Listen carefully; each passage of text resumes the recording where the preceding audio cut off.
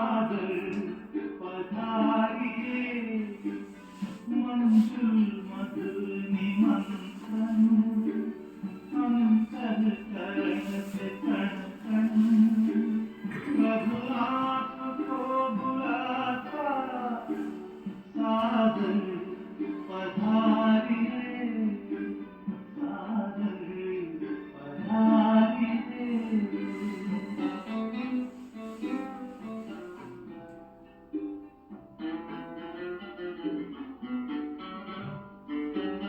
बिछड़े हैं कल्प भर के प्यासे मिलन के कब से बच्चे बुला रहे हैं मिल जाओ आज हमसे दृष्टि से सृष्टि रच दो मुरली से रंग भर दो वरदानों के हे दाता सागर पधारिए सागर पधारिए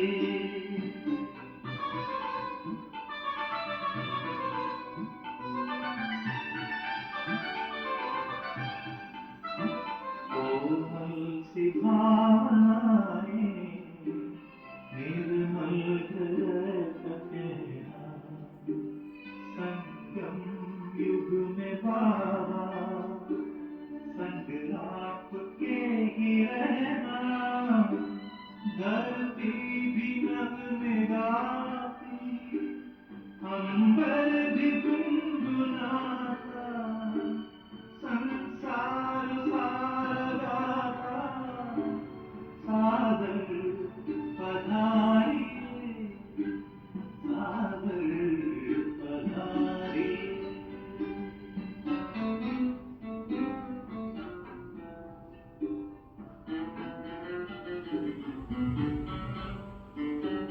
तेरे प्यार को संजोए नैनों को है भिगोए यादों के मोतियों को सांसों में है पिरोए वो सद्गुणों के सागर भरने हर एक सागर हर ही तुम्हें बुलाता सागर पधारिए सागर पधारिए आनंद के प्रदाता हे स्नेह शक्ति दाता अव्यक्त बाप दादा सागर पधारिए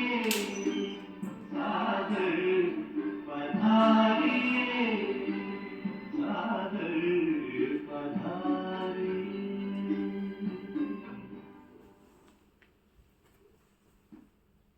शांति। ओम शांति। आज बाबा की अव्यक्त मुरली है रिवाइज कोर्स की 30/3/98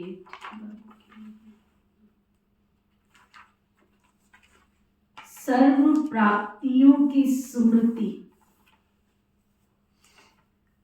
बाबा के जब से हम बच्चे बने हैं तब से अब तक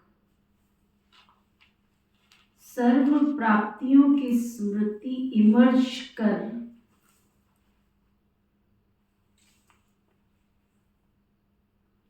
अचल स्थिति का अनुभव करो।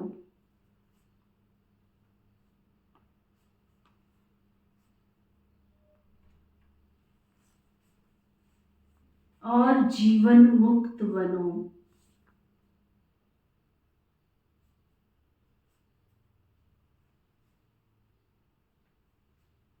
जो भी बाबा से हमें मिला है रोज उनका सिमरन करो, रोज डायरी में नोट करो।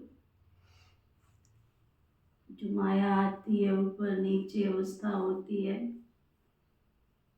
उसको अचल बनाओ। बाबा कहते हैं अचल अडोल, एक रस एक बल, एक भरोसा, अटूट विश्वास, संपूर्ण निश्चय, ये सब चेक करो। बाबा कहते तब तुम जीवन मुक्त बनेंगे।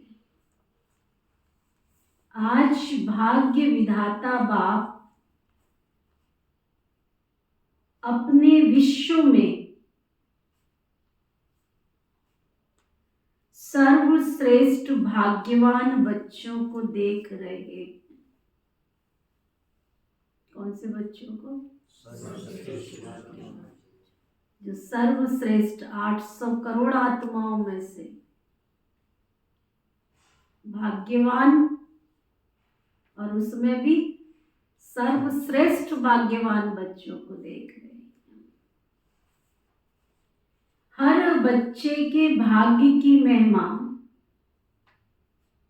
स्वयं भगवान गा रहे हैं। बाप की महिमा तो आत्माएं भी गाती हैं, लेकिन आप बच्चों की महिमा तो स्वयं बाप करते। दुनिया में लोग भगवान की महिमा गाते रहते, गुणगान करते, और यहाँ शिव बाबा खुद बच्चों की महिमा करते। बाप की महिमा तो आत्माएं गाती हैं, लेकिन आप बच्चों की महिमा तो स्वयं बाप करते। ऐसे कभी स्वप्न में भी सोचा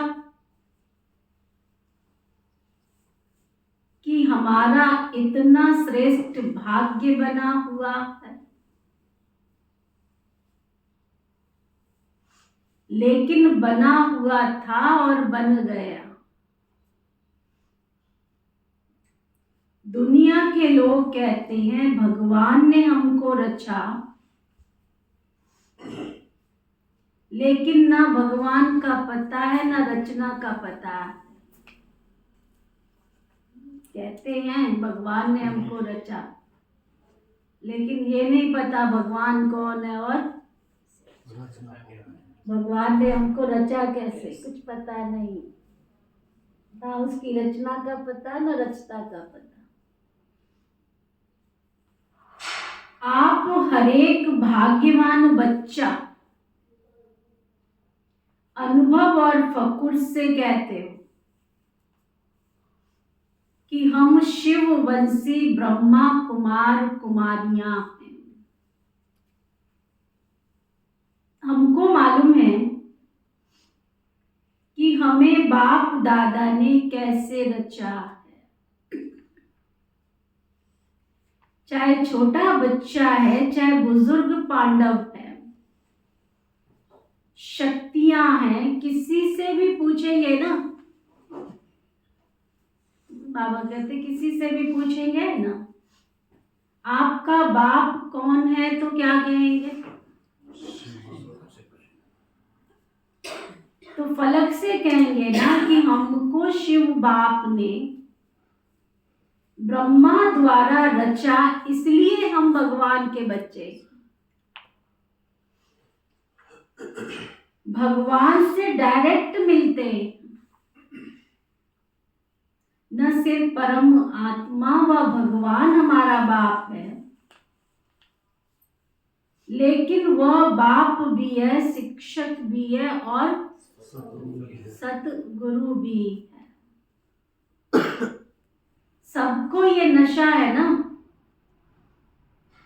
कि हमारा बाप बाप भी है, टीचर भी है और सतगुरु है। तो बाबा आगे क्या पूछ रहे हैं? सबको नशा है सबको नशा। बाबा के सामने जो बैठे हैं सबने ताली बजाई। बाबा कहते एक हाथ की ताली बजाना, अभी ये भी एक्सरसाइज बुजुर्गों को सिखानी पड़ेगी।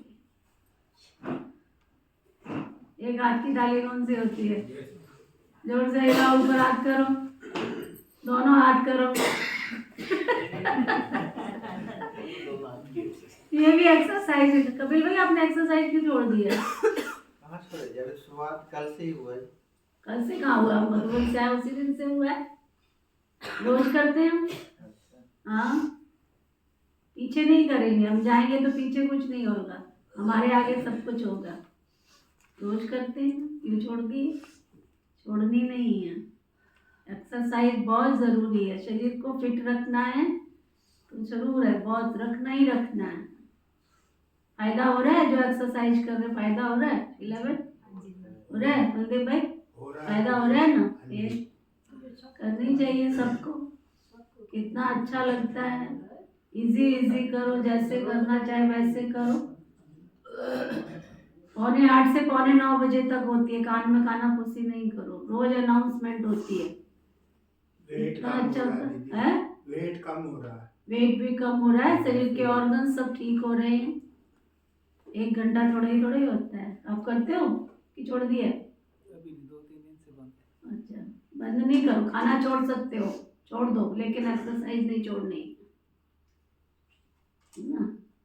चाहे सैर करो, चाहे एक्सरसाइज करो, चाहे प्राणायाम करो, चाहे कुछ भी करो, दवाइयों से छुटकारा पाना है तो ये सब कुछ करो, नहीं तो ये दवाइयाँ तुम्हें मौत के घाट में ले जाएंगी और इनसे कुछ भी होने वाला नहीं।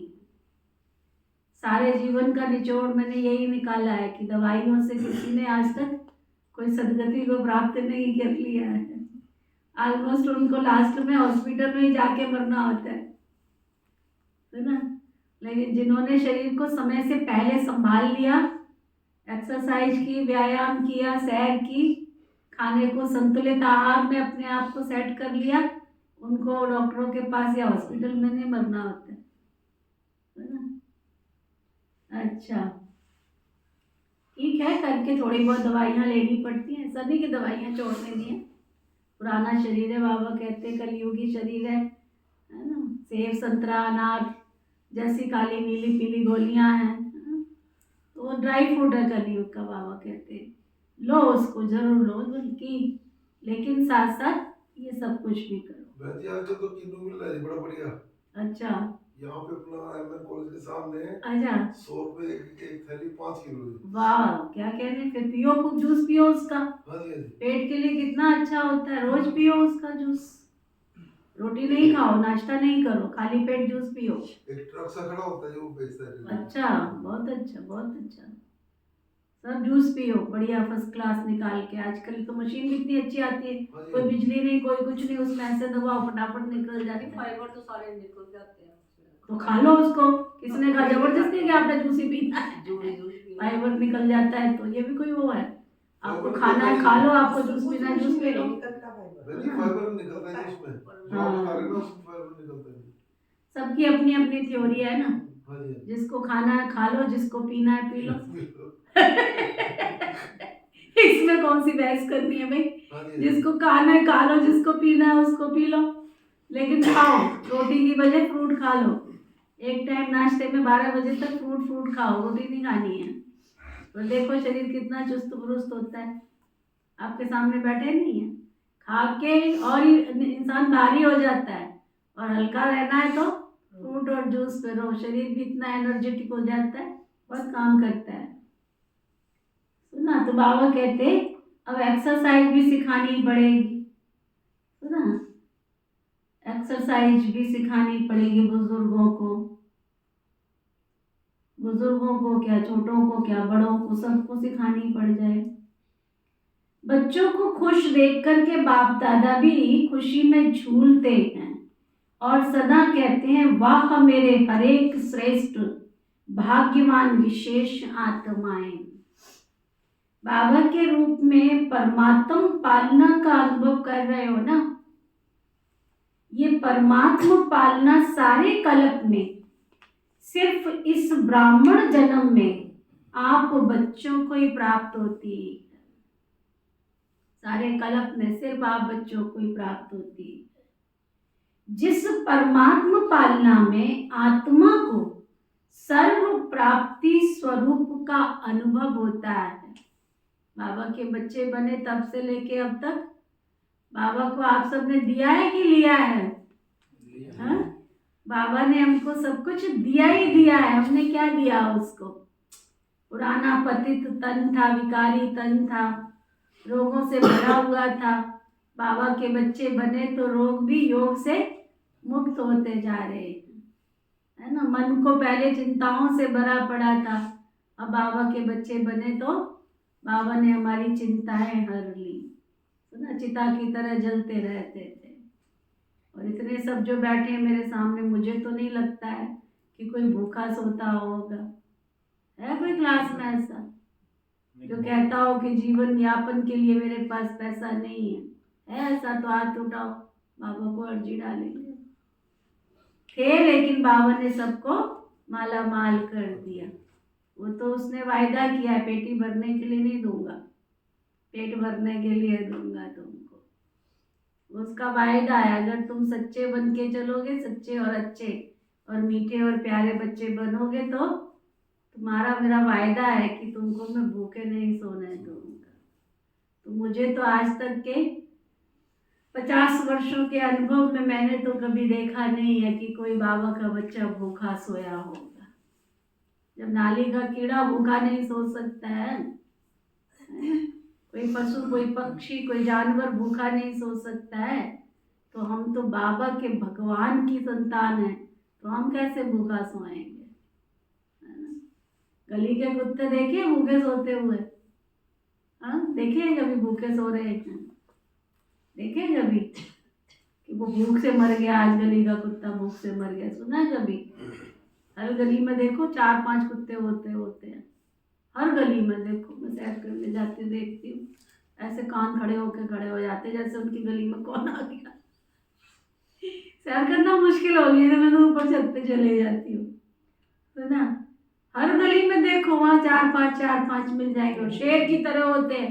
कोई मरा दुबला तो मुझे दिखाई नहीं देता है। उनकी भगवान ने व्यवस्था कर रखी है, गाय भैंस जो भी घूमती है उनकी व्यवस्था कर रखी है। और हम तो बाबा के बच्चे हैं, प्यारे प्यारे मीठे मीठे बच्चे, तो हमारी परवरिश भगवान नहीं करेगा? बशर्ते तुमको निश्चय है या नहीं है, वो चेक करो। किसी कुत्ते को देखा कि दोपहर को दूध मिलेगा कि नहीं मिलेगा, रोटी मिलेगी कि नहीं मिलेगी? कोई जोड़ के रखा है उसने घर में कहीं पे? कोई ठिकाना बना रखा है? हाँ? किसी जानवर को देख लो, किसी पक्षी को देख लो, किसी भी, वो भूखे नहीं रह सकते बिना जोड़े हुए, तो हम भगवान के बच्चे, हम कैसे भूखे रह सकते? नहीं रह सकते। हाँ, तुम्हारे फैशन के लिए नहीं देगा, तुम्हारे शरीर ढकने को वस्त्र जरूर देगा, पर फैशन मारने के लिए नहीं देगा। तो बाबा कहते, बाबा भी देखकर बहुत खुश होते हैं। बाप के रूप में परमात्मा पालना का अनुभव कर रहे हो। ये परमात्मा पालना सारे कल्प में सिर्फ इस ब्राह्मण जन्म में आप बच्चों को ही प्राप्त होती है। जिस परमात्मा पालना में आत्मा को सर्व प्राप्ति स्वरूप का अनुभव होता है। परमात्मा प्यार सर्व संबंधों का अनुभव कराता है। अगर शिव बाबा से तुम्हारा सच्चा प्यार है तो उस दुनिया की अट्रैक्शन नहीं हो सकती। चाहे माँ में, पिता में, बहन में, भाई में, बंधु में, सखा में, साथी में, दोस्त में, किसी में भी अट्रैक्शन नहीं होगी, क्योंकि उसकी बुद्धि कहाँ लगी हुई है? एक बेहद के बाप में। उसको सब कुछ बाबा से मिल रहा है। तो बाबा कहते, परमात्मा प्यार अपने देह भान को भी बुला देता है, साथ साथ अनेक स्वार्थ के प्यार को भी बुला देता है। जो अनेक प्रकार के स्वार्थों में हम फंसे रहते हैं, उन स्वार्थ से भी वो हमको मुक्त कर देता है ना। आज दुनिया के रिश्ते कैसे हैं? सबके स्वार्थ है, सब पति का पत्नी से, बच्चों का, माता का, पिता का, सब स्वार्थ के धागे से बंधे हुए हैं। और जैसे ही धागा टूटा, वैसे ही आज फेमस शब्द क्या हो गया है? तलाक, छुटकारा, फारकती, है ना। पहले कभी सुना था कि माता पिता अपने बच्चे को फारकती देते हैं? सुना था क्या? कभी सुने थे तलाक? आज शादी हुई, लाखों खर्चा कर दिया, अरे इससे तो लाखों खर्चा करके बैंक बैलेंस कर देते, वो ज़्यादा अच्छा नहीं था? शांति से सारी उम्र रोटी खाते। प्रेम और प्यार, जो संबंधों में मधुरता, जो संबंधों में अपनापन होना चाहिए, वो सब खत्म हो गया, सब स्वार्थ के धागे से बने पड़े। हमें याद है, मुझे नहीं पता आप लोगों के घर में क्या होता है ना? हमने कभी ठंडी रोटी नहीं खाई, कभी भी, नेवर, कभी नहीं खाई। अगर हमने आना है तुम्हारे घर में, हमें गर्म खाना मिलना है, कभी नहीं हमने ठंडा खाया। इसलिए आज तक भी आदत नहीं पड़ी कि रखा हुआ भोजन हम खा सकें, नहीं जाता अंदर। और कभी अकेले नहीं खाया, सबसे बड़ी बात ये, ना ठंडा खाया ना अकेले खाया। अगर कभी कुछ खा भी लिया तो कोई दूसरा अगर रह भी गया तो उसने तब तक नहीं खाना जब तक कि हमको साथ नहीं बिठाना है। खाना है तो सबने साथ खाना है। कोई भी चीज खानी है तो साथ ही खानी है। रविवार तो हमारा विशेष पिकनिक नहीं होता, रविवार को तो खाना, रोटी सब्जी तो बननी ही नहीं है, सबने खाना है। इसलिए हमें बाजार की चीजें खाने की कभी जरूरत ही नहीं पड़ी। आज तक भी उसकी आदत है, बड़ी मुश्किल से रोकना पड़ता है माता श्री को। उसको रोज सुबह उठ के कुछ बनाना ही है, आदत है। वो अभी भी देखो भोग लगाती है, माउंट आबू रहती है। मैं कहीं यहाँ तो सब भोग लगाते, तुम्हें क्या जरूरत है? लेकिन उसको सुबह सुबह कुछ बना के बाबा को, उसने चांदी के बर्तन रखे हुए, कहाँ कहाँ से अपना पूरा सेट बना के रखा है। वो सुबह उसने भोग लगाना ही लगाना है। कोई फ्रूट दे दो उसको, कोई चीज दे दो, कोई वस्तु दे दो, वो हम डायरेक्ट नहीं खा सकते उससे लेके ना। वो बाबा का उसने बना रखा है वहाँ, उसमें से देगी उठा के। पानी भी नहीं पी सकते हम उसके बाद बिना बाबा को भोग लगाए। वो पानी की गड़वी भी चांदी की भर के रखती है, उसमें से देगी पानी। इतना बाबा से प्यार की, सब कुछ तुझे खिला के ही मैं खाऊंगी, है ना? तो बाबा कहते, कितनी प्यार की पालना, परमात्मा, जिस परमात्मा पालना में आत्मा को सर्व प्राप्ति का अनुभव होता है, परमात्मा प्यार सर्व संबंधों का अनुभव कराता है। परमात्मा प्यार अपने देह भान को भी भुला देता है, साथ साथ अनेक स्वार्थ के प्यार को भी भुला देता है। ऐसे परमात्मा प्यार, परमात्मा पालना के अंदर पलने वाली भाग्यवान आत्माएं, वो आप सभी बैठ के कभी एकांत में विचार करो। कितना आप आत्माओं का भाग्य है जो स्वयं बाप अपने वतन को छोड़कर आप गॉडली स्टूडेंट को पढ़ाने के लिए आते, भगवान परम धाम से पढ़ाने आते। ऐसा कोई टीचर देखा है हा? जो रोज सवेरे सवेरे दूर देश से पढ़ाने के लिए आवे? देखा है? ऐसा कोई टीचर देखा है?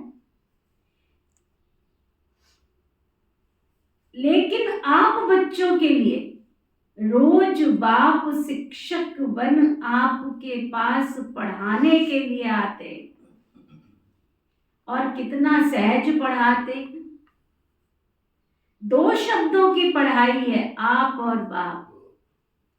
इन्हीं 2 शब्दों में चक्कर कहो, ड्रामा कहो, कल्प वृक्ष कहो, सारी नॉलेज समाई हुई है। और पढ़ाई में तो देखो दिमाग पर कितना बोझ पड़ता है।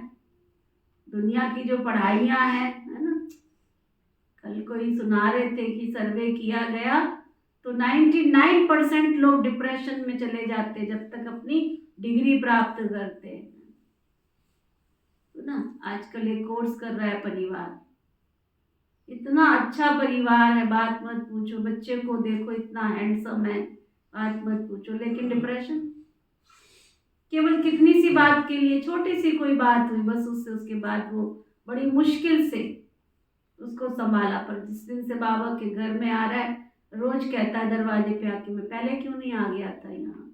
उस दिन से परिवार में हालात ठीक होते जा रहे, खुश है। तो दुनिया में आप देखो ना, मन को लगाने का ठिकाना नहीं पता लोगों को, लगाना कहाँ, इसलिए डिप्रेशन में चले जा रहे हैं। बाबा कहते, और ये पढ़ाई पढ़ाई, बाप की पढ़ाई से दिमाग हल्का बन जाता है, दुनिया की पढ़ाई से बोझ हो जाता है, और बाबा की पढ़ाई पढ़ते हैं तो सारे बोझ हल्के हो जाते हैं। मुरली सुन के हल्कापन आता है कि नहीं आता है? जो कहते आता है वो आडूदा। बाबा की पढ़ाई पढ़ के हल्के हो जाते, तरोताजा हो जाते। पर हल्के की निशानी है ऊंचा उड़ना, हल्की चीज स्वतः ही ऊंची होती है। तो इस पढ़ाई से मन बुद्धि उड़ती कला का अनुभव करती है। तो दिमाग हल्का हुआ ना, तीनों लोगों की नॉलेज मिल जाती है। तो ऐसी पढ़ाई सारे कल्प में कोई ने पढ़ी है? कोई पढ़ाने वाला ऐसा मिला है? तो भाग्य मिला ना ऐसा। फिर सतगुरु द्वारा श्रीमत ऐसी मिलती है जो सदा के लिए क्या करूं, कैसे चलूं, ऐसे करूं या नहीं करूं, क्या होगा, ये सब क्वेश्चन समाप्त हो जाते हैं। फॉलो फादर, साकार कर्म में ब्रह्मा बाप को फॉलो करो, निराकारी स्थिति में अशरीरी बनने में शिव बाप को फॉलो करो। दोनों बाप और दादा को फॉलो करना अर्थात क्वेश्चन मार्क समाप्त होना, वह श्रीमत पर चलना। जो श्रीमत पर चलेगा उसको क्वेश्चन ही नहीं होंगे, और जो क्वेश्चन करेगा वो हमेशा क्या करेगा? अर्जुन और हनुमान में क्या अंतर है? क्या सुनील भाई? अर्जुन भी भगत था और हनुमान जी भी भगत थे, पर दोनों में क्या अंतर है? एक के प्रश्न समाप्त नहीं हुए और एक ने हाँ जी के सिवाय कुछ किया ही नहीं। मंदिर किसका बना? आज्ञा के नंबर पे। मैं तो नहीं मानता, मैं तो अपनी मर्जी से चलूंगा, मैं तो अपनी मर्जी से करूंगा, है ना। इस यज्ञ में जिसने अपनी मर्जी चलाई उसको बाबा रिजेक्ट लाइन में डाल देता है। इस यज्ञ में हमने शुरू से बचपन से लेके आज तक देखा, जिसने हाँ जी और अच्छा जी किया वो सिरों पर चढ़ गया। हमारे देखो अमीरचंद भाई जी, लास्ट जब उन्होंने शरीर छोड़ा ट्रस्टियों के लिस्ट में आए, जो जो डिग्रियां मिलनी चाहिए थी वो लेकर गए। खुदा ना खास्ता भगवान का ड्रामा में उनका पार्ट ऐसा था जो चले गए, लेकिन मैंने अपनी लाइफ में जब से देखा था उनको तब से जी अच्छा जी हाँ जी के सिवाय कभी कोई क्वेश्चन मार्क नहीं। क्या थे? पीडब्ल्यूडी में सर्विस करते थे वो, चंडीगढ़ में पीडब्ल्यूडी डिपार्टमेंट में, और कोई बहुत बड़ी पोस्ट नहीं थी, साधारण सी कोई पोस्ट थी। और चंद्रमणि दादी हमारी शेरे पंजाब, उन्होंने परखा कि ये यूथ बहुत अच्छा है, उसको कहा अमीर ऐसे बैठ गया तो बैठ गया, गऊ की तरह बैठ जाते थे, बिल्कुल गऊ की तरह, मुंह में आवाज ही नहीं होती थी। और लास्ट तक हमने देखा जब हम संपर्क में आए, अच्छा जी हाँ। और मुझे तो भाग्य मिला उनके साथ यात्राएं करने का, तो ना।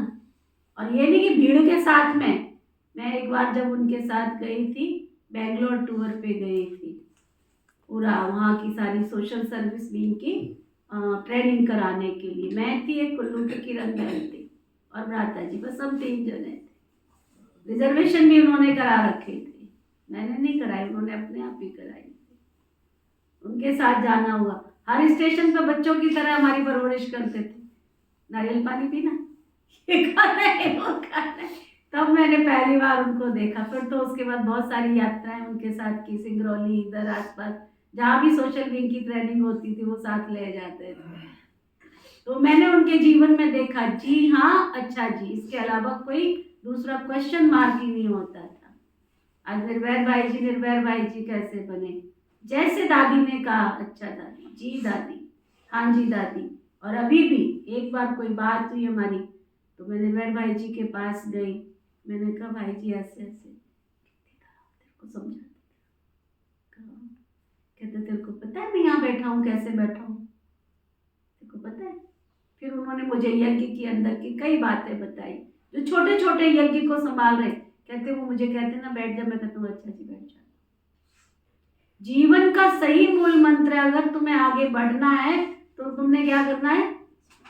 कोई दिमाग नहीं चलाना। आर्मी एयरफोर्स की तरह से ये मिलिट्री है, जिसके हाथ में शासन है उसका कहना मानो, क्योंकि बड़ों ने कुछ सोच समझ कर उनको सीट पर बिठाया। आज हमारे यज्ञ का कल भी बात चल रही थी। हमारी मुन्नी दीदी क्या थे? मुन्नी दीदी केवल एक साधारण से हमारी दादी प्रकाश मणि जी की ब्राह्मणी तो थे, उनकी देख रेख ही तो करते थे। क्या करते थे? उनकी परवरिश करते थे, उनका सारा खाने का, पीने का, पहनने का, रखने का, उठने का ध्यान रखते थे। आज वो संस्था की अतिरिक्त मुख्य प्रशासिका बन गई, कैसे? लेकिन हमने देखा उनको नजदीक से। आज अगर हमारी मुन्नी दीदी को कुछ हो जाए तो हमको लगता है इस यज्ञ को कौन संभालेगा। हर डिपार्टमेंट उसकी मेमोरी देखो कितनी, पूरी गणेश है वो, पूरी गणेश जी का टाइटल, उनको सारी रिद्धि सिद्धि सब कुछ पता है। हर ज्ञान सरोवर में कितने पर्दे हैं, कितनी बाल्टियां बाथरूम में चाहिए, कितने बिस्तर चाहिए, जितने ज्ञान सरोवर क्या, मान सरोवर क्या, मनमोहिनी क्या, शक्ति भवन क्या, जो भी हैं, हर डिपार्टमेंट की एक एक चीज उसकी मेमोरी के अंदर है। मैं कल बात कर रही थी, मैंने कहा और दादियों को, दीदियों को पद पोजीशन तो दिया, लेकिन उनको यज्ञ का नहीं पता कि कौन सी चीज कहाँ रखी है, कहाँ से स्टॉक लाना है, कैसे स्टॉक जमा करना है, उसको हर इस स्टॉक का पता है। टोली क्या बननी है, डिपार्टमेंट में टोली क्या है, भोजन रास्ते का सारा लिस्ट मुन्नी दीदी के पास होता है। पूरा यज्ञ का कारोबार मुन्नी दीदी के पास होता है। तो क्यों ना माने उसकी? माननी पड़ेगी ना, जो कारोबार कर रहा है तो उसको पता है ना ज्यादा। इसलिए कभी भी मन मत नहीं चलानी है।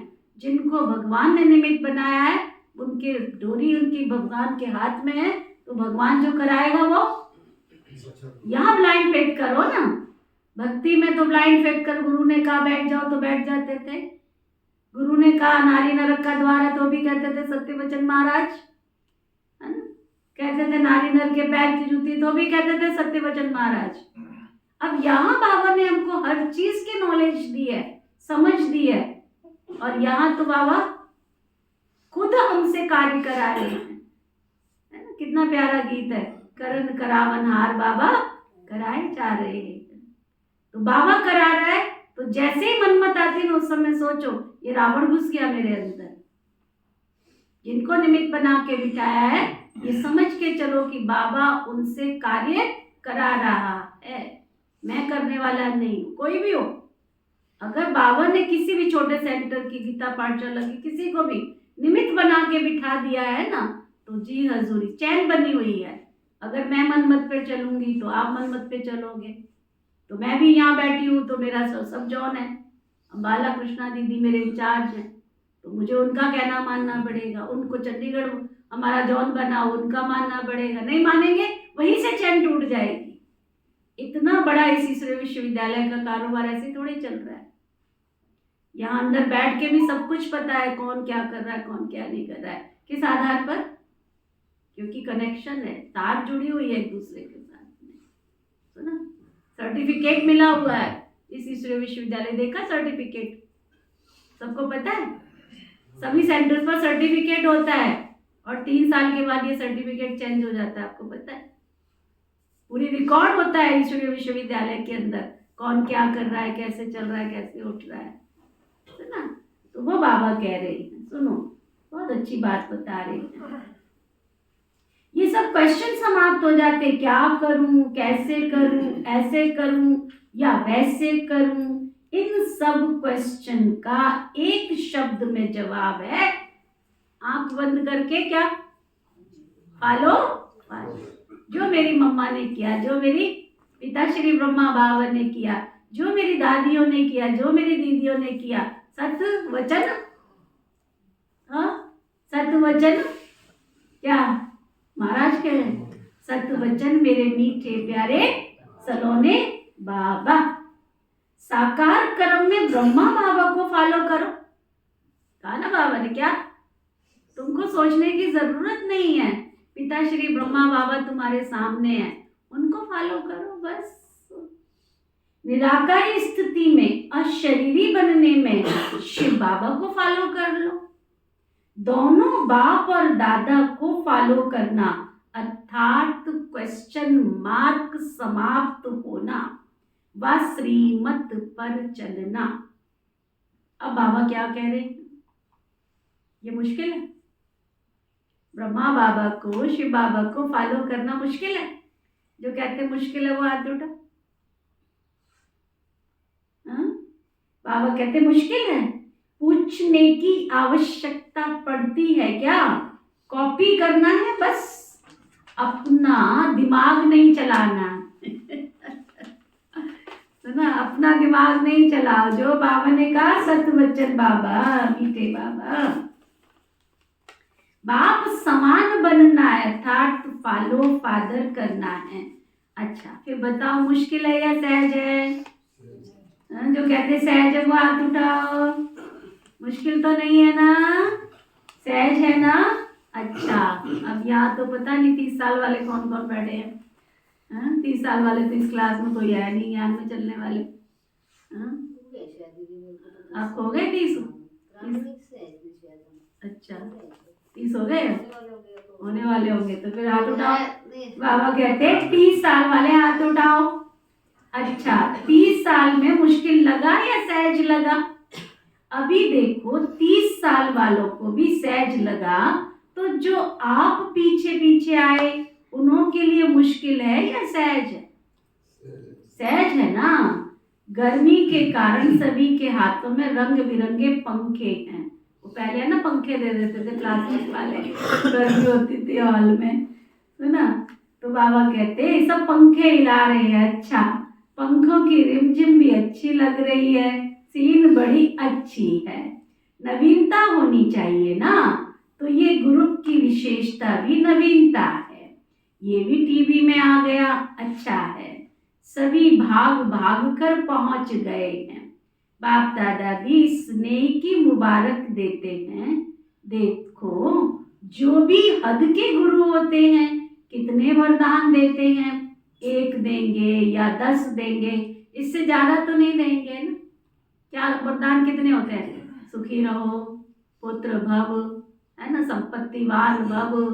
जब भी आप उनके पास जाओगे, इनके अलावा क्या करेंगे? इसके अलावा उनके पास वरदान है कुछ? है? आपको यही कहेंगे ना, सुखी रहो, आपके घर गृहस्थ में सुख शांति हो, संपत्तिवान भव, पुत्रवान भव। इसके अलावा आयुष्मान भव। खुद की आयु का पता नहीं है, तुम्हें आयु का पता नहीं है। खुद की आयु का पता नहीं है कि हाथ सिर पर रखते रखते खुद ही उड़नचू पुड़नचू हो जाए, तो वो क्या आयुष्मान का वरदान देंगे? लेकिन बाबा सुनो क्या कह रहे हैं। लेकिन आपको सतगुरु द्वारा रोज कितने वरदान मिलते हैं? रोज आप सन 1937 से लेके अब तक की बाबा की मुरलियां उठाओ, जो रोज वरदान मिलता है आपको, एक ना मिले दूसरे से। उठा के देखना, रिसर्च करना, है ना। ऐसा गुरु कब देखा है सोनिया? देखा है?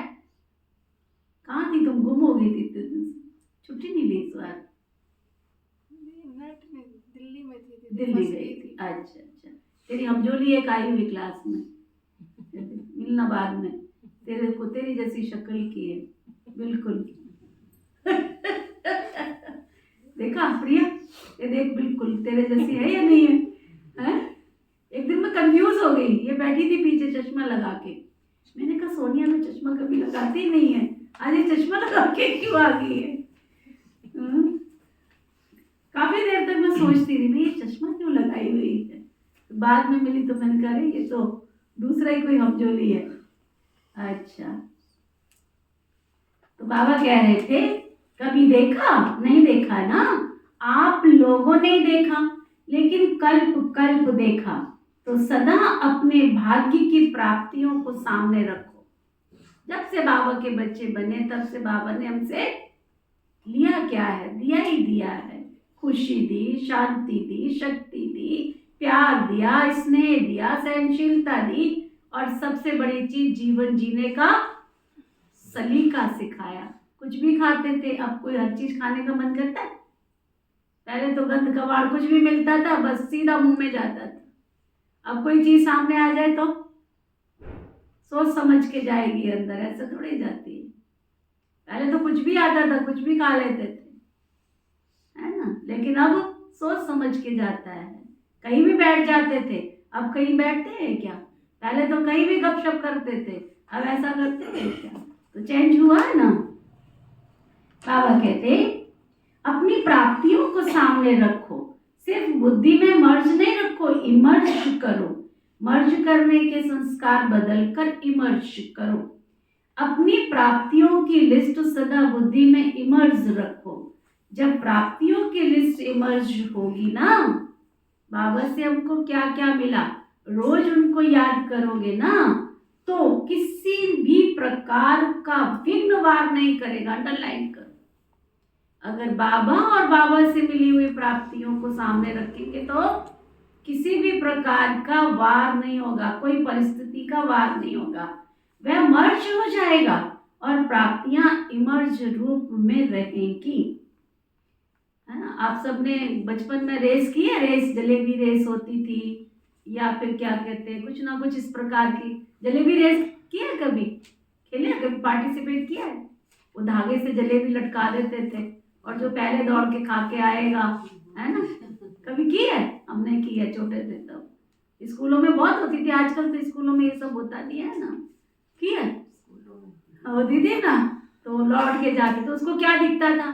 वो जलेबी लटकी हुई दिखती थी उसमें।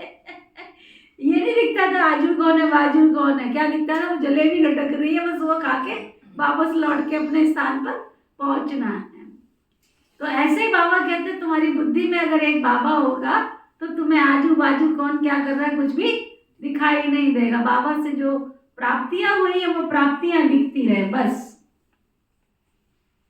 तो बाबा कहते बाप दादा जब सुनते हैं ना कि आज किसी भी कारण से कोई बच्चे मेहनत करते हैं, युद्ध करते हैं, योग लगाना चाहते हैं लेकिन लगता नहीं है, सोल कॉन्शियस के बदले बॉडी कॉन्शियस में आ जाते हैं, तो बाप दादा को अच्छा नहीं लगता है। बाबा आत्म अभिमानी बनाते हैं और तुम बात करते करते कब देह अभिमान में आ जाते हो तो बाबा को अच्छा नहीं लगता। कारण क्या है? अपने भाग्य की प्राप्तियां इमर्ज नहीं रहती हैं, मर्ज रहती हैं। फिर जब कोई याद दिलाता है तो सोचने लगते हैं होना तो ऐसा चाहिए था ना। इसलिए बहुत सहज पुरुषार्थ है, अपनी प्राप्तियों को सामने रखो ना। सहज पुरुषार्थ है क्या? अपनी सभी प्राप्तियों को सामने रखो। जब से ब्राह्मण बने हो ना, बाबा कहते तब से लेकर अपने भाग्य को स्मृति में रखो। ये गीत है ना, क्या क्या ना पाया बाबा तेरे संसार में, तेरे दरबार में। बजा बजा 2 मिनट, कितना प्यारा गीत है। अरे एक सारा दिन इधर उधर के गीत सुनते रहते, बाबा के गीत सुनो ना, कितने 5000 से भी ऊपर गीत हैं और कितने मीठे मीठे प्यारे प्यारे गीत हैं। किसी का योग नहीं लगता है ना, बाबा के गीत ही सुन लो।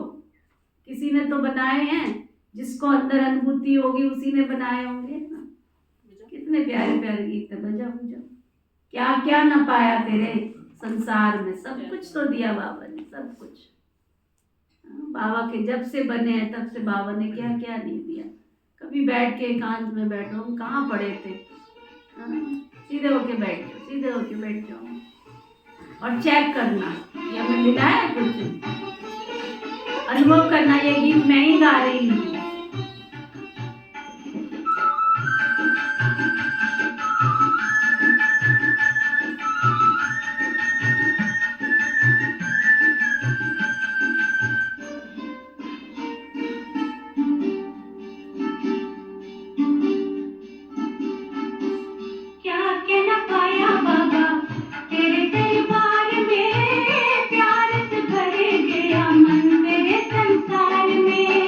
क्या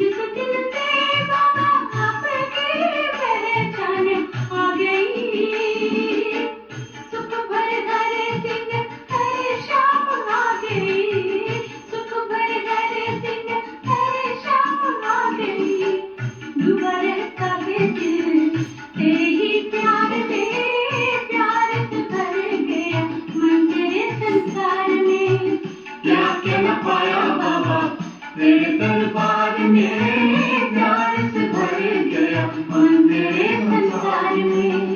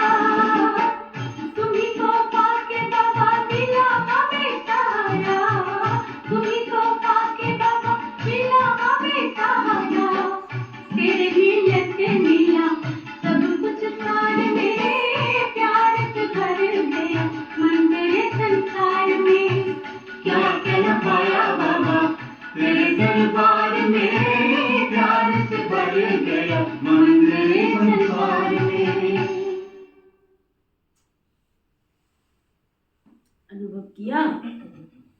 किस किस का हाथ पकड़ा है बाबा ने? देखना ध्यान से, फिर किसी और को मत पकड़ा देना। किस किस का पकड़ लिया बाबा ने हाथ? लंबा हाथ उठाओ, किसी और को मत पकड़ा देना। जैसे ही कोई दूसरा आएगा तो माया बीच में घुस जाएगी। सुना? बाबा कहते हैं प्राप्तियों को सामने रखो। जब अपने बाबा कहते हैं सोल कॉन्शियस के बदले बॉडी कॉन्शियस में आ जाते हैं तो बाप दादा को अच्छा नहीं लगता है। कारण क्या है?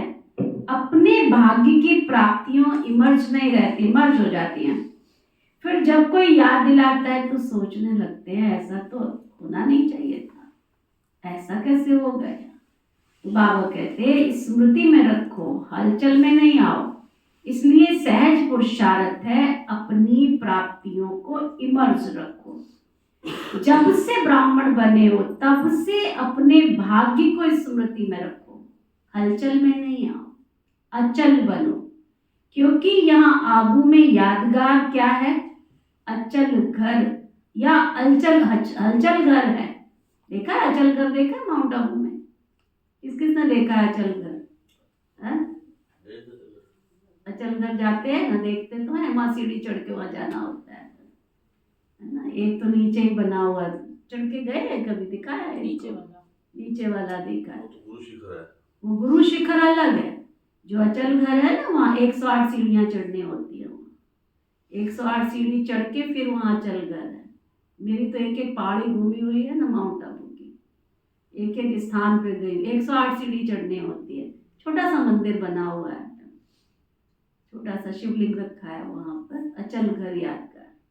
तो वो किसकी यादगार है? जो बाबा के बच्चे अचल अडोल एक रस 108 सीढ़ियाँ बनी है, सीढ़ी चढ़नी पड़ती है। अचल स्थिति बनाने के लिए पेपर पास करने पड़ते हैं, तब जाके मंजिल मिलती है, ऐसे ही नहीं मिल जाती। उधर जो है वो तो नहीं अचलगढ़, ग्लोबल हॉस्पिटल के पास की तरफ जाते हैं ना, तब मिलता है। पीस पार्क के पास तो वो गुरु शिखर है। आचलगढ़ मंदिर है, ये अभी जाके आए हम। हैं? अभी सारा ग्रुप गया था आचलगढ़ मंदिर। अच्छा। तो बिल्कुल नीचे है। नीचे वाला नहीं, सीढ़ी चढ़ के। एक कुमारी कन्या का भी मंदिर है वहाँ, वो नीचे उतर के है, अंदर की तरफ जा करके। एक क्या बोलते हैं उसको, गौमुख भी है। गौमुख है ना, कभी एक गौमुख भी बना हुआ, तालाब सा बना हुआ है, ऊपर से झरने से 24 घंटे पानी आता रहता है। वो गर्मी हो सर्दी हो 12 महीने 365 दिन वहाँ पानी आता रहता है। उसको गौमुख नाम रखा हुआ है। अच्छा, तो बाबा कहते हैं अचल घर है कि हलचल घर है? तो आप सब अचल हो? जो कहते हैं हम अचल है, आओ वाओ निंदाओ स्तुति हो जय हो पराजय हो, लाभ हो हानि हो, हम एक रस है, बिल्कुल अचल है। कोई माया हम पर बार नहीं कर सकती है। हाथ नहीं उठवाती। ये किसका यादगार है? बाबा कहते पूछो। हाथ उठा के क्या करेंगे? सब चेक करो। आपका यादगार है ना। तो जब भी कोई सूक्ष्म पुरुषार्थ का मार्ग मुश्किल लगे, बुद्धि ज्यादा हलचल में हो, तो अपने यादगार को स्मृति में ले आओ। कई बार बच्चे ज्ञान की पॉइंट बोलते भी है, मैं आत्मा हूँ, ड्रामा है, ये तो विगन है, ये तो साइड सीन है, बोलते भी रहते हैं और अंदर अवस्था भी हिलती रहती है, हिलते हिलते बोलते रहते हैं। जब ऐसी बुद्धि बन जाए ना, तो अचल नहीं हो सकते हैं। तो मधुबन अचल घर को याद करो। ये तो स्थूल चीज है ना, सूक्ष्म तो नहीं है, आंखों से देखने की चीज है कि मेरा यादगार अचल घर है, हलचल घर नहीं है। क्योंकि बाप दादा इस वर्ष सर्व बच्चों के प्रति मुक्ति वर्ष मनाना चाहते हैं। ऐसा नहीं हाथ उठाए, कोई का उठे कोई का ना उठे, नहीं, सभी खुशी खुशी से हाथ की ताली बजाओ। तो सब ताली बजाने लग गए। चलो अभी बजा दी तो ठीक है, लेकिन ऐसे ही बाप दादा इस वर्ष समाप्ति में इतनी जोर से ताली बजाते देखना चाहते हैं। अभी तो बजाइए, अच्छा है, लेकिन बाबा कहते तब भी बजाना, जब समाप्ति हो तब भी बजाना। देखो हाथ की ताली बजा के तो खुश कर दिया, लेकिन बाप दादा नए वर्ष में जो अपना 18 जनवरी विशेष ब्रह्मा बाप के शरीर से मुक्त होने का दिन है, तो 18 जनवरी में बाप दादा फिर हाथ उठवाएगा कि मुक्ति वर्ष मनाया या सिर्फ सोचा। मनाना है, सोचते तो नहीं रह गए। स्वरूप में लाया या सोचते सोचते लास्ट में सोचते रहेंगे। ये रिजल्ट बाप दादा देखना चाहते हैं। दिखाएंगे, अच्छा याद रहेगा ना? क्या याद रहेगा? सभी प्राप्तियों को सामने रखना है। जब से बाबा के बच्चे बने हैं, क्या क्या दिया बाबा ने? रोज बैठ करके लिस्ट निकालो, क्या थे हम और बाबा ने हमको क्या से क्या बना दिया। बाबा की याद के साथ बाबा ने जो कुछ भी दिया है ना, वह भी इमर्ज करो, क्या बनाया और क्या मिला। बाप दादा इस वर्ष के बाद हर बच्चे को जीवन मुक्त स्थिति में देखना चाहते हैं। भविष्य में जीवन मुक्त होंगे, लेकिन हम सब पुरुषार्थ किसके लिए कर रहे हैं? स्वर्ग में जाने के लिए ना। कौन कौन स्वर्ग में जाना चाहते हैं? अकेले करेंगे भी क्या ना सुनील भाई? अकेले करेंगे भी क्या? नहीं जाओगे तो भी खींच के ले जाएंगे। ये देखो सुनील भाई को, आज से थोड़ी 27-28 साल सबसे पुराने हैं। रमा कमलेश से भी पुराने हैं सुनील भाई। क्यों सुनील भाई, हो कि नहीं हो? जब मैं शाहबाद में तब से ही हो। हाँ उससे पहले ही। मैं तो यही कहूंगी ना, मेरे सामने से हैं तो छोड़ा है बाबा ने आज तक हाथ? छोड़ा है? नहीं छोड़ा ना, और ना छोड़ेगा वो। नहीं जाओगे तो भी खींच के ले जाएगा, अकेले थोड़ी स्वर्ग की राजधानी स्थापित करनी है। सुना? तो बाबा कहते हैं भविष्य में जीवन मुक्त होंगे, लेकिन संस्कार जीवन मुक्त के अभी से इमर्ज करने हैं। और निरंतर कर्म योगी, निरंतर सहज योगी, निरंतर मुक्त आत्मा के संस्कार अभी से अनुभव में लाओ। क्यों? बाप दादा ने पहले भी इशारा दिया है कि समय का परिवर्तन आप विश्व परिवर्तक आत्माओं के लिए इंतजार कर रहा है। प्रकृति आप प्रकृतिपति आत्माओं का विजय का हार लेकर आह्वान कर रही है। समय विजय का घंटा बजाने के लिए आप भविष्य राज्य अधिकारी आत्माओं को देख रहे हैं कि कब घंटा बजाएं। भक्त आत्माएं वो दिन सदा याद कर रही हैं कि कब हमारे पूज्य देव आत्माएं हमारे ऊपर प्रसन्न हों और हमें मुक्ति का वरदान देंगी। दुखी आत्माएं पुकार रही हैं कि कब दुख हरता सुख करता आत्माएं प्रत्यक्ष होंगी। इसलिए ये सब आपके लिए इंतजार व आह्वान कर रहे हैं।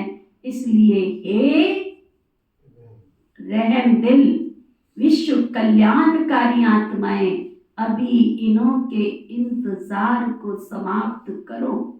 आपके लिए सब रुके हुए हैं, आप सब मुक्त हो जाओ।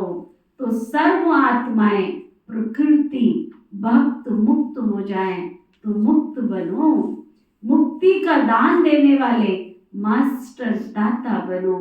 अभी विश्व परिवर्तन की जिम्मेवारी के ताजधारी आत्माएं बनो। जिम्मेवार हो ना, बाबा के साथ मददगार हो। क्या आपको रहम नहीं आता? दिल में दुख के विलाप के शब्द महसूस नहीं होते? हे विश्व परिवर्तक आत्माएं, अभी अपने जिम्मेवारी की ताजपोशी मनाओ। बाप दादा ने पहले भी कहा 100 हिमालय जितने बड़े, सुन रहे हो सब? तो भाई क्या सुन रहे हो? 100 हिमालय जितने बड़े थे बड़े विघ्न भी आ जाए ना, तो भी हम पीछे नहीं हटेंगे, तो भी हम हार नहीं खाएंगे। ताजपोशी मुक्ति वर्ष अवश्य मनाएंगे। बाप दादा रोज बच्चों का चार्ट देखेगा। ऐसे नहीं यहाँ से जाओ ट्रेन में को पता नहीं क्या हो गया, घर में गए तो बगुले और हंस की लड़ाई लग गई। ऐसे नहीं कहना ये हो गया ये हो गया। ये बाबा कुछ भी तुम्हारा नहीं सुनेंगे। आपके पत्र वेस्ट पेपर बॉक्स में डाल देंगे। सुना? कुछ भी सुनने वाला नहीं है तुम्हारा। दृढ़ संकल्प करो, होना ही है। जहां दृढ़ता है वहां सफलता नहीं हो, ये असंभव है। तो सभी दृढ़ संकल्प वाले हो ना। टीचर्स हाथ उठाओ, लीजा दीदी हाथ उठाओ। टीचर्स बहुत है, सारे सेंटर खाली करके आए हैं क्या? देखो एक खुशखबरी सुनाते हैं। बाप दादा ने देखा, अभी देखा है, सुना है कि सर्व मधुबन वालों ने अपने परिवर्तन का लक्ष्य बहुत अच्छा रखा है। लक्षण तो देखेंगे लेकिन लक्ष्य भी तो बहुत अच्छा रखा है। अपने में अंतर जो आया वो लिखा भी है, लेकिन बाप दादा को खुशी है अंतर आना शुरू हुआ, आगे भी होता रहेगा। लक्ष्य नहीं रखेंगे तो लक्षण कहाँ से है? लक्ष्य तो रखो ना। लेकिन सभी ने अपने दृढ़ संकल्प का उमंग उत्साह अच्छा दिखाया है। अभी कागज में है, लेकिन कागज में भी पहला कदम तो है ना। तो बाप दादा को बहुत खुशी हुई। क्यों? सारे वर्ल्ड के लिए हे अर्जुन मधुबन निवासी हैं। निमित्त तो मधुबन निवासी है ना। सेकंड नंबर देश विदेश के निमित्त सेवाधारी टीचर्स हैं। तो सर्व सहयोगी साथी सारा परिवार ब्राह्मण आत्माएं हैं। तो मधुबन का नक्शा बाप दादा देखेंगे कि बिल्कुल बदला हुआ दिखाई दे। मधुबन वाले तो कम आए होंगे, कईयों ने तो लिखा ही नहीं है। आगे बैठने वालों ने कम लिखा, बहुत बिजी रहे, लेकिन जब काम मिलता है, क्या अगर भगवान के घर से कोई ऑर्डर मिला, कोई काम मिला, तब वो काम करते हैं तो मार्क्स जमा हो जाती है ना? नहीं, मैंने तो ये, मैंने तो वो, उसके मार्क्स जमा नहीं होते हैं। आपको पता है जगदीश भाई जी, हमारे बाबा ने उनको संजय का टाइटल दिया, किस आधार पे दिया, किसको पता है? जगदीश भाई जी को कौन कौन जानते हैं? जिन्होंने सारा यज्ञ का इतिहास लिखा, लिटरेचर लिखा। बाबा ने रमेश भाई जी को कुछ लिखने के लिए दिया था। बाबा ने कहा बच्चे ये मुझे कल सुबह लिख करके देना, है ना? और वही काम जगदीश भाई जी को भी दिया। तो जब सुबह बाबा क्लास में आए तो बाबा ने पूछा, बाबा ने कहा बच्चे काम कर लिया? तो रमेश भाई जी ने कहा बाबा नहीं। बाबा ने कहा क्यों? कहते बाबा लाइट नहीं थी, ये नहीं था, ऐसे नहीं था, वैसे नहीं था, वो कई कारण बता दिए। जगदीश भाई जी को पूछा, जगदीश भाई जी ने कहा हाँ बाबा जी, बाबा कर दिया। और उन्होंने बाबा के हाथ में जो काम दिया वो कर दिया। बाबा ने उसी वक्त उनको टाइटल दिया, ये मेरा संजय बच्चा है। और दिव्य दृष्टि मिल गई बाबा की। उसके बाद उन्होंने ब्रह्मा कुमारी श्री विश्वविद्यालय की जितनी किताबें हैं, सारी किताबें, जितना लिटरेचर है, सारा लिटरेचर लिखने के निमित्त बने हमारे जगदीश भाई जी, है ना? इस यज्ञ के बड़े वंडरफुल किस्से हैं। जिसने कहा किंतु परंतु, वो वही ठहर गया। एक बहन का अनुभव है, मुझे नाम नहीं याद आ रहा। बाबा ने कहा बच्ची तुम्हें फलानी जगह जाना है। उसने कहा बाबा अभी तो बाल्टी में कपड़े मेरे धोए हुए पड़े हैं, मेरे पास तो ड्रेस भी नहीं है, एक जोड़ी ड्रेस भी नहीं है, मैं क्या लेके जाऊंगी? बाबा ने दूसरी को बुलाया, उसको बोला बच्चे तुम्हें जाना है। उसने कहा जी बाबा। वो बाल्टी में उसके भी कपड़े भीगे पड़े थे। उसने ये नहीं कहा बाल्टी में कपड़े भीगे पड़े हैं, उसने बाल्टी के कपड़े निचोड़े, करे, थैली में डाले और चली गई। आज वो जोन इंचार्ज बनी हुई, जोन इंचार्ज है, सब जोन इंचार्ज है पूरा, सुना? ये बाबा की कर्म लीला है।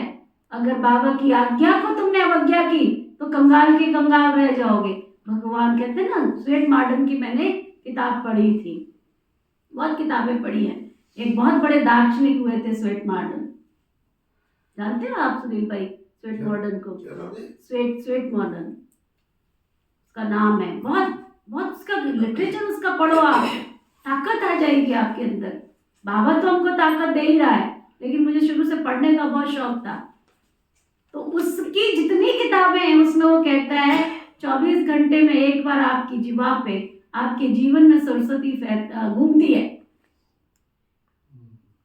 और 24 घंटे के अंदर एक पल ऐसा आता है जब आपको भगवान कुछ देना चाहता है, और उस पल को आपने निकाल दिया तो जिंदगी भर आप नहीं उठ सकते। स्वेट मार्डन के नाम से पढ़ी होगी मेरे पास कहीं, मैंने बहुत लिटरेचर पढ़ा उसका, जहां भी मिलती थी मैं पढ़ती थी उसकी किताब। एक किताब मैंने पढ़ी थी आपकी जीत, पढ़ी होगी मेरे पास, शिव खेड़ा की किताब आपकी जीत मैंने पढ़ी। आप पढ़ो। कहते जिंदगी में भगवान सबको अवसर देता है उन्नति के शिखर पर पहुंचने का, लेकिन कोई उसको आलस्य में, कोई अलवेलेपन में, कोई निंदा में, कोई चुगली में, कोई परचिंतन में, कोई नानुकुर में उस समय को निकाल देता है। फिर वो समय कभी उसकी लाइफ में लौट करके नहीं आता है। तो बाबा कहते हैं दृढ़ संकल्प करो, होना ही है। जहां दृढ़ता है वहां सफलता नहीं हो, असंभव, ऐसा हो ही नहीं सकता। तो सभी दृढ़ संकल्प वाले हो ना। तो बाबा कह रहे थे, तो बाबा ने काम दिया लेकिन जब काम मिलता है ना तो लिखने के भी मार्क्स जमा हो जाती है। अगर नहीं लिखा तो मार्क्स एक्स्ट्रा कम हो गई तो नुकसान कर दिया ना। तो इसलिए अब अंडरलाइन करो। सबके कान खुले हैं, सीधे होके बैठ जाओ, चुस्ती से बैठ जाओ और सुनो। जो भी बाबा के घर से डायरेक्शन मिलता है डायरेक्ट बाप के द्वारा मिलते हैं। चाहे निमित्त आत्माएं दीदियों से दादियों द्वारा मिलते हैं, उसको रिगार्ड देना अति अति आवश्यक है। इसमें ना बहाना देना ना अलवेलापन देना। आगे के लिए बाप दादा बता देते हैं तुमको। समझ में आया? अंदर जा रही है बात? किस किस के जा रही है? मार्क्स जमा नहीं हुई इसलिए इसको महत्व देना अर्थात महान बनना। हल्की बात नहीं करो। बाबा कहते हैं हल्की बात नहीं करो। बच्चे बड़े चतुर हैं, कहेंगे बाप दादा तो जानते ही है ना। क्या जानते? हमारे घर के हालात ठीक नहीं है, हमारे तो ऐसा है। बहन जी आपको क्या पता? फिर क्या पता? क्या पत्ता हो गया? पत्ता हो गया? लता पत्ता। सुना? सुनी है ना कहानी? क्या है इसमें? कहते लता पता। वो कहते लता पता ही हो गया। जानते हो ना, लेकिन क्या क्यों कहा? जानते हुए कहा ना, तो ऐसे छुड़ाना नहीं चाहिए। बहुत ऐसे कार्य हैं छोटे छोटे जिसको हाँ जी अच्छा जी करने से एक्स्ट्रा मार्क्स जमा हो जाती है ना। कई ऐसे स्टूडेंट हैं जो किसी भी पास्ट के संस्कार के वश बहुत अच्छे उमंग उत्साह में बढ़ते हैं, लेकिन कोई ना कोई सुनहरी धागा, बहुत महीन धागा उनको आगे बढ़ने नहीं देता है। वह समझते भी हैं कि ये महीन धागा राव का है, लेकिन लेकिन लेकिन ही कहेंगे ना। लेकिन ऐसे भी पुरुषार्थी हैं, बाबा के सामने सब है ना। ऐसे भी पुरुषार्थी हैं जो छोटी छोटी कॉमन बातों में भी हाँ जी अच्छा जी कहकर मार्क्स जमा कर लेते हैं। और हो सकता है कि वह थोड़ी थोड़ी मार्क्स इकट्ठी होते होते क्या होता है, बहुत आगे निकल जाते हैं। ऐसे भी बाप दादा के पास एग्जाम्पल के रूप में है, इसलिए सहज तरीका है। कौन सा? हाँ अंदर जा रही मीनू के बाद ना, अभी नहीं दीदी ना ना, ऐसे तो नहीं हो सकता। क्या कह रहा है बाबा? ऐसे ही थोड़ी थोड़ी मार्क्स इकट्ठी होते होते भी हाँ जी के मार्क्स जमा करते करते भी आगे जमा करते जाओ। ऐसे भी बाप दादा के पास एग्जाम्पल हैं, इसलिए सहज तरीका है छोटी छोटी हाँ जी करने में भी मार्क्स जमा करते जाओ। कट नहीं करो, जमा करो। बाकी बाप दादा ने देखा मेजॉरिटी ने अपना उमंग उत्साह अच्छा दिखाया है, इसलिए दृढ़ संकल्प के लिए विशेष उन मधुबन निवासी बच्चों को बाप दादा हांजी करने की मुबारक देते हैं। याद प्यार भी दे रहे हैं, लाख लाख गुना याद प्यार दे रहे हैं। क्यों? मधुबन है बाप दादा के स्वरूप को प्रत्यक्ष करने का शीश महल। तो एक बात की तो खुशी है ना, अभी कागज में आया हुआ कर्म में भी लाना है, ठीक है ना? अच्छा, बहुत बहुत मुबारक हो। अभी अगर आप सभी को अचानक डायरेक्शन मिले कि अभी अभी अशरीरी बन जाओ, तो बन सकते हो कि हलचल होगी? क्यों? लास्ट समय का यही अभ्यास हमको पास विद ऑनर बनाएगा। तो अभी बाप दादा भी कहते हैं सेकंड में सब बातों को किनारे कर अशरीरी बन जाओ। सीधे होके बैठ जाओ, एकदम डेड साइलेंस, और यही सोच के बैठो जैसे बाबा ड्रिल करा रहे, एकदम डेड साइलेंस, नो थॉट।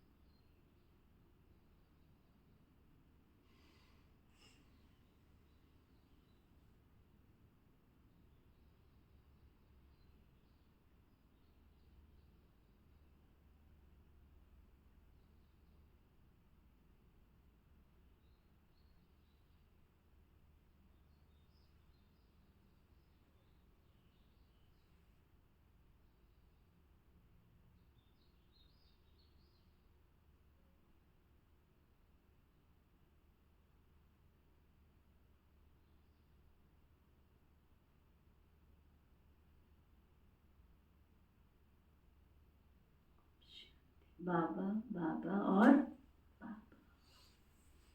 अच्छा, चारों ओर के, अब बाबा याद प्यार दे रहे हैं, चारों ओर के अति श्रेष्ठ भाग्यवान परमात्म पालना के अधिकारी आत्माएं, परमात्मा पढ़ाई के अधिकारी, परमात्मा सतगुरु के वरदानों के अधिकारी, सदा दृढ़ता द्वारा सफलता के अधिकारी, सदा अखंड योगी, अचल योगी, सदा विश्व परिवर्तन की जिम्मेवारी के ताजधारी, सदा सर्व प्राप्तियों को इमर्ज रूप में अनुभव करने वाले ऐसे विशेष आत्माओं को बाप दादा का याद प्यार और नमस्ते।